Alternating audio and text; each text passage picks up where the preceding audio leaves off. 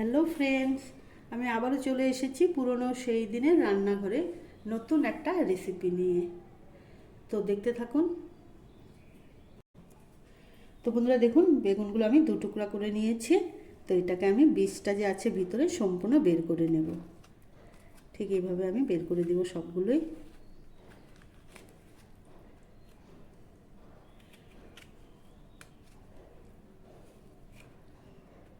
এভাবে আমি সবগুলোই বের করে নিয়েছি। তো দেখুন, তো পুর বানানোর জন্য আমি পরিমাণ মতো তেলটা দিয়ে দিচ্ছি।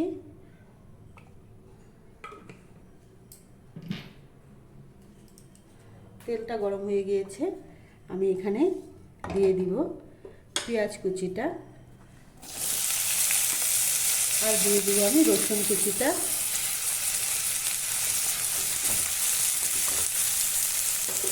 দিয়ে দিব আমি পরিমাণ মতো লবণ, দিয়ে দিচ্ছি আমি একটু জিরে গুঁড়ো,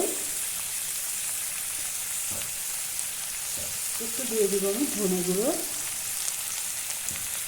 আর দিয়ে দিব আমি সামান্য পরিমাণে হলুদ গুঁড়ো। তো এটাকে আমি খুব সুন্দর করে ভেজে নেব। তো এখানে আমি যে বেগুনটার ভিতর থেকে বীজগুলো বের করেছিলাম সেটাও চাইলে আপনারা অল্প দিতে পারেন। তো আমি একটু পরিমাণে দিয়ে দিচ্ছি। এটাকে খুব ভালো করে ভেজে নেব।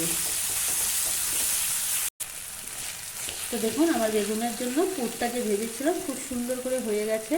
এখন এটা আমি একটা বাটিতে উঠিয়ে নেব।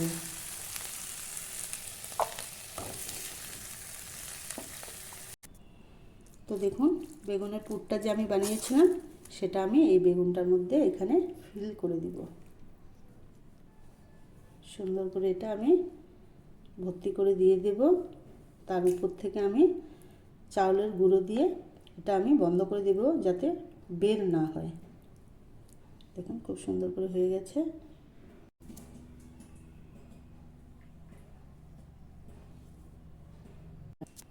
তো বন্ধুরা দেখুন, আমি পুরগুলো সব বেগুনগুলোতে ভরে নিয়েছি।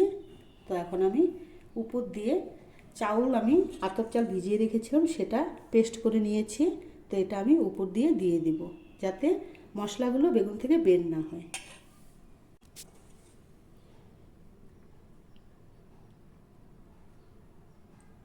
এভাবে আমি সবগুলোতে দিয়ে দেব।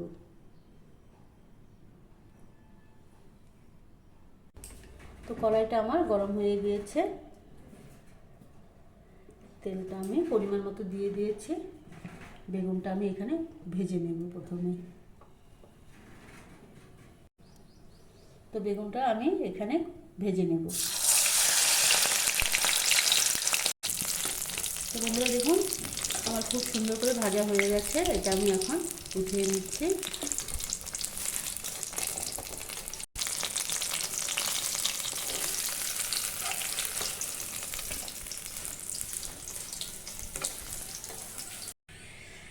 তো আমার বেগুনগুলো সব ভাজা হয়ে গেছে। এখন এখানে আমি অল্প সামান্য পরিমাণে জিরে দিয়ে দিচ্ছি।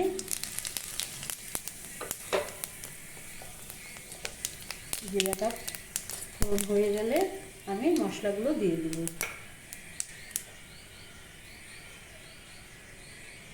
একটু টমেটো কুচি দিচ্ছি,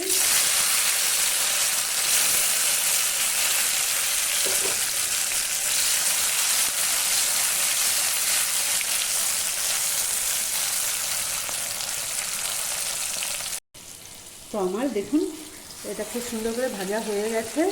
এখন আমি মশলাগুলো এখানে দিয়ে দিব।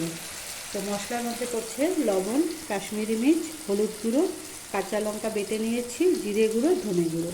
তো এগুলো আমি সব এখানে ঢেলে দেব।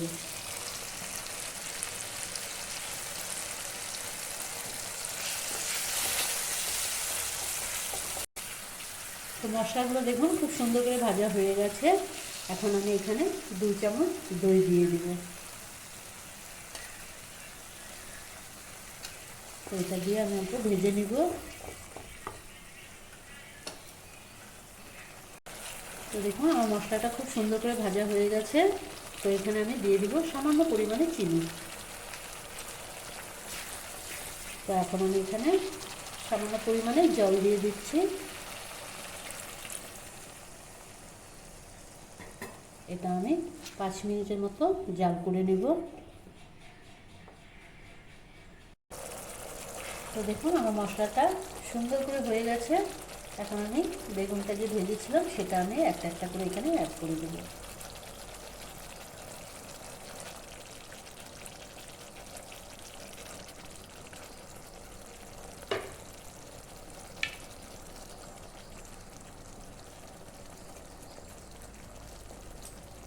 তো এটাকে আমি হালকা করে নাড়াচাড়া করে একটু সময় আমি ঢেকে দিব।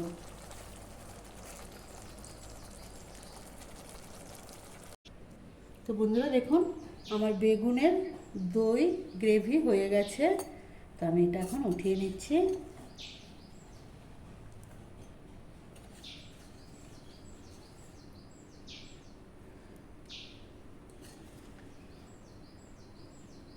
এটা না বন্ধুরা গরম ভাত দিয়ে খাবেন, খুব ভালো লাগবে।